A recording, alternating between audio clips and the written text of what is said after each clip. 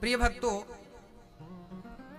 भगवान कृष्ण सुखदेव जी कहते हैं कि देखो, अजामिल जैसे पतित का उद्धार केवल नाम के बल पर हुआ। एक बार भगवान के छोटे से भक्त का नाम था प्रहलाद।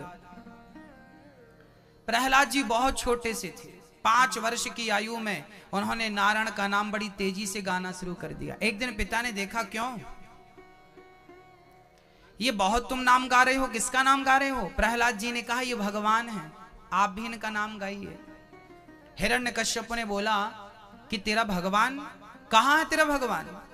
प्रहलाद जी ने बड़े सुंदर उत्तर दिए। प्रहलाद जी ने कहा, पिताजी। हिरण्यकश्यप ने कहा, बेटा यदि तेरा भगवान है तो दिखता क्यों नहीं? अच्छा, जब आप भक्ति करेंगे ना तो आपके ऊपर कुछ प्रश्न खड़े किए जाएंगे। आपसे पूछा जाएगा कि तू जिस भगवान की पूजा कर रहा है वो भगवान कहां है, और यदि है तो ईश्वर नजर क्यों नहीं आता? ये प्रश्न लगभग सब खड़े करते हैं। मैया, ओ मैया, थोड़ा सावधान, शांति, बिल्कुल सावधान। हाँ, देखिए, इतने बड़े पद पे होके भी हमारी माँ यहाँ कथा सुन रही हैं। आप इस क्षेत्र की विधायक हैं, क्या नाम है सब आपका? मीना मैया आज यहाँ आई हैं, इतने बड़े पद पे, देखो सरल भाव से बैठी हैं, बिल्कुल शांत चित्त से। ये होता है इंसान, ये आपका अपनी इंसानियत है आपकी, और ये आपका अपना स्वभाव है आपका, सुंदर सा, सरल सा। यही स्वभाव की जरूरत है। बड़े पद पे होकर भी अपने आप को बिल्कुल साधारण रखना, ये अच्छी बात है। ये आपका व्यक्तित्व बहुत अच्छा है, बना रहे, ईश्वर से प्रार्थना है। बैठ जाइए, अब आप लोग बैठ जाइए भैया जी। हाँ, शांति से बैठ जाइए। सुखदेव भगवान कहते हैं, राजन, कि यदा देवेषु वेदेषु गौसु विप्रेषु साधुषु धर्मे मयि च विद्वेषः सवः आयो विनाश्यति। जब जब हो ये धर्म की हानि, बाढ़हि असुर अधम अभिमानी, तब तब धरि प्रभु विविध शरीरा। हाँ? प्रहलाद से पिता ने पूछा कि तेरे भगवान यदि हैं तो दिखते क्यों नहीं? बताइए, भगवान हैं, पहले तो ये बताओ, ईश्वर है कि नहीं? बोलो हाँ या ना। है? ईश्वर है तो फिर दिखता क्यों नहीं? बताइए, भगवान है तो दिखता क्यों नहीं? ये माचिस है तो दिख रही है ना, ये रुमाल है तो दिख रहा है ना, ये माइक है तो दिख रहा है ना, ये पैसे हैं तो दिख रहे हैं ना, है तो दिख रहा। अब बताओ, ईश्वर है तो दिखता क्यों नहीं? क्यों नहीं दिखता? क्योंकि मैया सुन लो, ईश्वर है पर दिखता क्यों नहीं? आइए मैं सिद्ध करके बताता हूं कि ईश्वर है पर दिखता नहीं है, फिर भी वो है।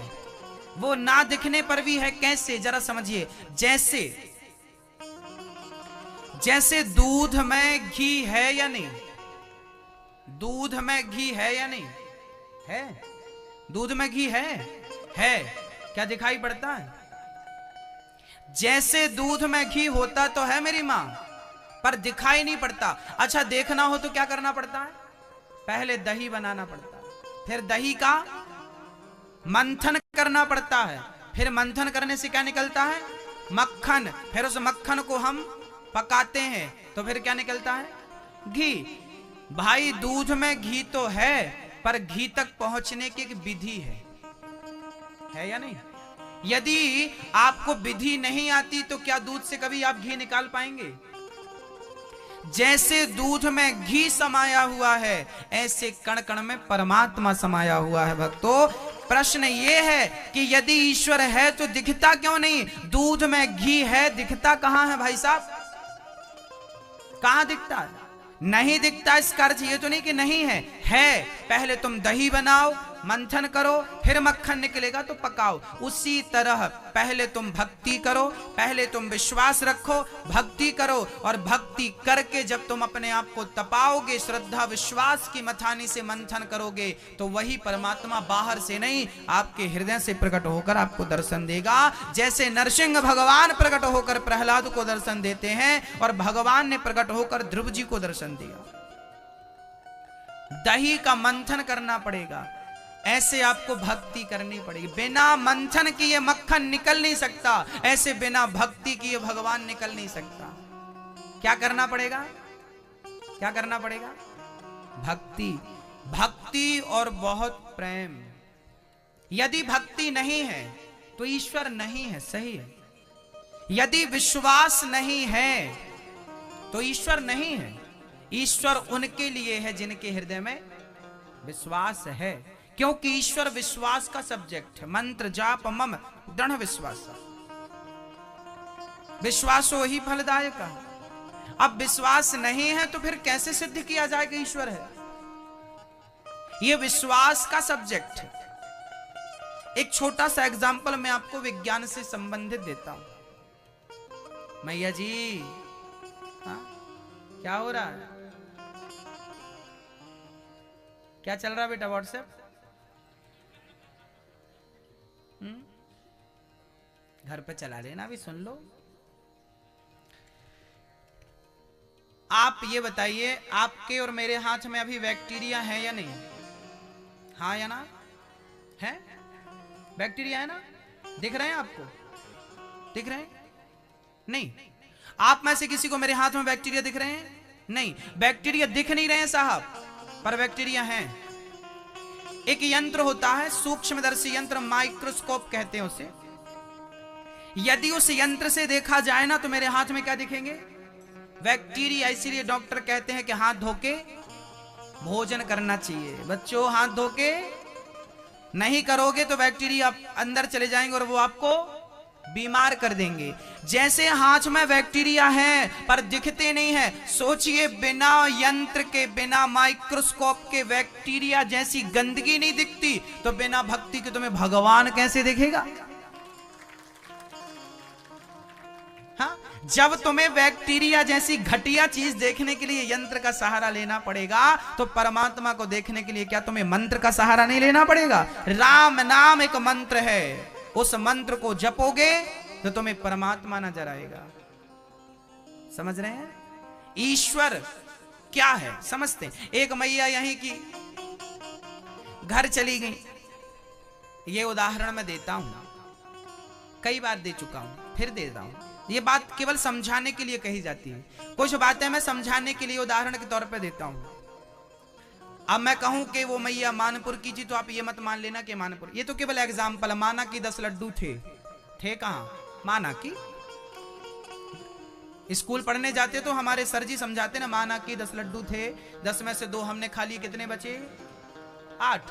ये माना कि होता कोई भी बात समझाने के लिए। माना कि एक माँ थी, ये बात तो सत्य है, पर कहां की वो नहीं पता। एक माँ कथा सुन के घर गई, पति देवता बोले कहां गई थी? बोले कथा सुनने। क्या सुना? बोले भगवान सब जगह रहते हैं। सुना, आज गुरुजी ने सुनाया भगवान सब जगह। पति बड़ा दुष्ट प्रकृति का था। पति बोला भगवान है तो दिखा, मुझे क्यों नहीं दिखता? दिखा, मुझे भगवान है तो दिखा दिखा। अब पत्नी को लगा परेशान करने, दिखा तेरा भगवान है तो दिखा तेरा भगवान। अब पत्नी बेचारी सीधी सादी भोली वाली क्या बोले, चुप हो गई, साइलेंट, चुप। 15 दिन बाद उस पति के सिर पे दर्द हुआ। पति ने कहा सुनो जरा डॉक्टर साहब को फोन लगाना। पत्नी बोली क्या हुआ? अरे मेरे सिर पे दर्द है, सर फटा जा रहा है।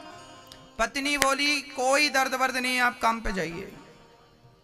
पति बोला दर्द से फटा जा रहा है सिर। पत्नी बोली दर्द है तो मुझे क्यों नहीं दिखता?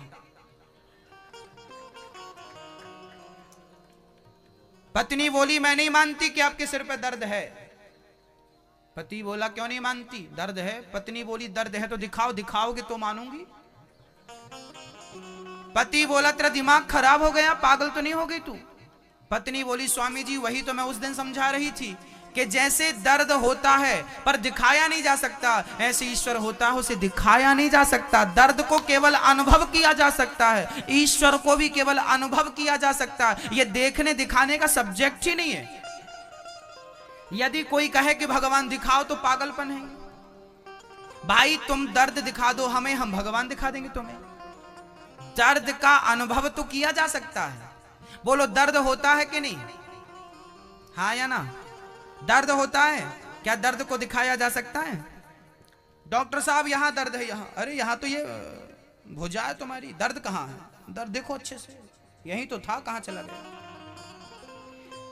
शरीर के अंग तो दिखाए जा सकते हैं पर उन अंगों का दर्द नहीं दिखाया जा सकता। इसी प्रकार ईश्वर को दिखाया तो नहीं जा सकता, पर भक्ति करोगे तो उसका अनुभव जरूर किया जा सकता है, अनुभव किया जा सकता है। इसलिए ये प्रश्न यदि कोई खड़ा करे कि ईश्वर है तो दिखाओ, तो आप कह देना कि ना तुम दर्द दिखा सकते ना हम ईश्वर। ये अनुभव का, अपना अनुभव क्या बताएं तुम्हें।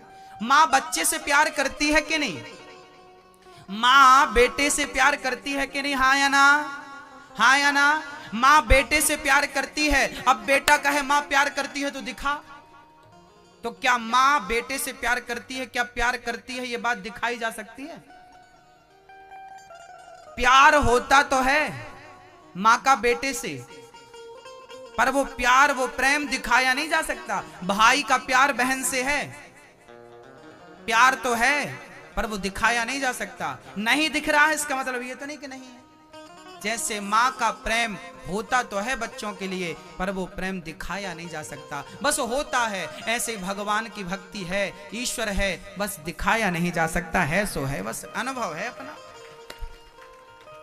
इस प्रश्न पे नहीं उलझना हमें, बस उसका नाम जपना है, नारायण नारायण, प्रेम करिए बस।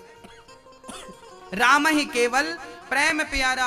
हिरण्यकश्यप पढ़ने के लिए अपने पुत्र को भेजा, पढ़ के आए तो नवधा भक्ति का वर्णन श्री ध्रुव जी, प्रहलाद जी ने अपने पिता को कराया। श्रवणम कीर्तनम विष्णु स्मरणम पाद सेवनम अर्चनम वंदनम दास्यम सख्यमात्म निवेदनम। पहली भक्ति क्या है? भक्ति कितने प्रकार की होती है मेरी मां? कितने प्रकार की? 9। पहली भक्ति क्या है? कथा सुनना, श्रवणम। दूसरी भक्ति है कीर्तन करना, नारायण नारायण नारायण श्रीमन नारायण नारायण भजमन नारायण नारायण। ये कीर्तन करना कौन सी भक्ति है? दूसरे नंबर। कथा सुनना पहली भक्ति, कीर्तन दूसरी भक्ति। स्मरण करना, जैसे अभी मैंने बताया कि माँ काम करती करती भी बच्चे का स्मरण करती है, ऐसे काम करते करते भी भगवान का स्मरण बना रहे। ये कौन सी भक्ति है? कौन सी भक्ति है? तीसरी। श्रवणम कीर्तनम स्मरणम पाद सेवनम। पाद सेवनम मतलब पांव दबाना। आप अपने माँ के पांव दबाते हैं कि नहीं? माँ के पांव दबाना तीसरी भक्ति है। ये हम अपने से नहीं बोल रहे हैं। पाद सेवनम तीसरी भक्ति। ये माँ के पांव दबाते कि नहीं आप लोग? कहते हैं माँ बाप के पांव दबाने से, माँ बाप के पांव छूने से आयु, यश और बल बढ़ता है, विद्या बढ़ती है। माँ का आशीर्वाद बहुत बड़ा होता है मेरी माँ। इसलिए भाई साहब किसके पांव दबाना आपको? अपनी माँ के, अपने पिता के, अपने गुरु के, अपने अतिथि जनों के। बूढ़ी माँ, कोई आपका संबंध तन का मन का नहीं है, कोई बूढ़ी माँ है, यदि जरूरत है उसको आपकी, तो आप उसके पांव दबाइए, उसे रोटी खिलाइए, उसे कपड़े की जरूरत है कपड़ा दीजिए, सेवा कीजिए, वही ईश्वर है। तो बताइए आज से मैया, ओ मैया जा रही हो? अच्छा, कल आना। आओगी कि नहीं मैया? वो इतना बड़ा झोला लेके जा रही है मैया। अच्छा, कथा कथा सब भर ली झोले मैया। कल आना मैया, सबको लाना, पड़ोसियों को देख तो लो मेरी माँ। देखती भी नहीं, चूल्हे में जाओ। टाटा।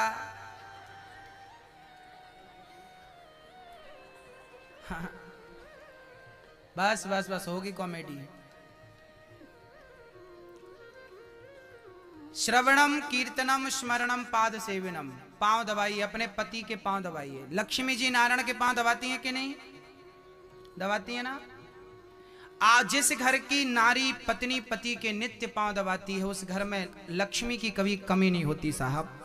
और जिस घर का पुरुष नारी का आदर करता है, ये नहीं कि वो तुम्हारे पांव दबाओ तुम लात मारो उसके मुंह पे, जिस घर का पुरुष नारी का आदर करता है, नारी का सम्मान करता है, उस घर में लक्ष्मी का वास होता है भक्तों। इसलिए नारी चरण दबाए और पुरुष उस नारी का सम्मान करे, आदर करे। पांचवी भक्ति है मंत्र जाप मम दृढ़ विश्वास, भगवान का नाम विश्वास के साथ जपना पांचवी भक्ति है। छठ दमशील विरत बहुकर्मा निरत निरंतर सज्जन धर्मा, सज्जनता होना छठवीं भक्ति है। सातव सम मोहिमय जग देखा, सब में ईश्वर को देखना सातवीं भक्ति है। संतोष जितना ईश्वर ने दिया उसमें संतोष रखना आठवीं भक्ति है। और अपने आप को भगवान के चरणों में समर्पित कर देना नौवीं भक्ति है। ऐसा नवदा भक्ति का ज्ञान श्री प्रहलाद जी ने पिता को दिया। पिता ने उठाकर पटक दिया, बोल कहां है तेरा भगवान। पिता ने कहा सब जगह। पुत्र ने कहा सब जगह। कैस खंबे पर है? हाँ। एक प्रहार किया खंबे पर हिरण्यकश्यप ने गदा का, खड़ग का, खंबा टूट गया और नरसिंह भगवान गर्जना करते हुए प्रकट हो गए। बोलिए नरसिंह भगवान की।